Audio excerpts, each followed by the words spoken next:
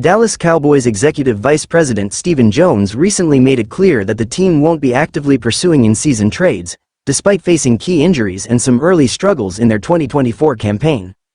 With defensive stars Micah Parsons and DeMarcus Lawrence sidelined due to injury, the Cowboys are feeling the strain.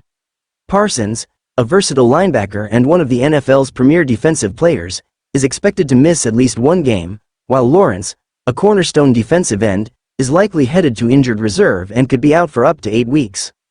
The Cowboys' current 2-2 record leaves them in the mix within the NFC, but they haven't played up to the level of a dominant contender. Their offensive inconsistency, combined with their depleted defense, raises concerns about whether they can maintain a competitive edge over the next few weeks. However, despite these challenges, the Cowboys' front office is choosing to take a more conservative approach when it comes to improving their roster.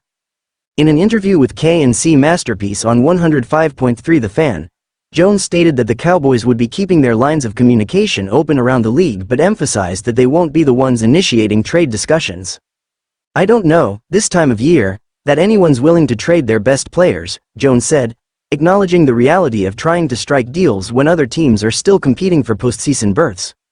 While the Cowboys are not ruling out the possibility of making a move if the right opportunity comes along, Jones made it clear that the organization isn't planning to actively seek out trades. This approach is a stark contrast to the Cowboys' bold midseason move in 2018, when they traded a first-round draft pick for wide receiver Amari Cooper. At that time, the Cowboys were struggling with a 3-4 record, and Cooper's arrival sparked a turnaround that saw the team finish 7-2 and win the NFC East. Cooper revitalized the offense and earned another Pro Bowl nod, making the trade look like a stroke of genius. But this time around, the Cowboys are taking a more passive stance. Jones explained that with the injuries to Parsons and Lawrence, teams around the league are already aware of the Cowboys' situation. He believes that if other teams are interested in making a deal, they will reach out to Dallas, but the Cowboys won't be actively calling around. "It's no secret to anyone in the league that we had 2 significant injuries in terms of Micah and D-Law," Jones said. "So people who might have an inkling to do something, I'm sure we'll hear from them, but for the most part, I think no one's willing to mail anything in right now."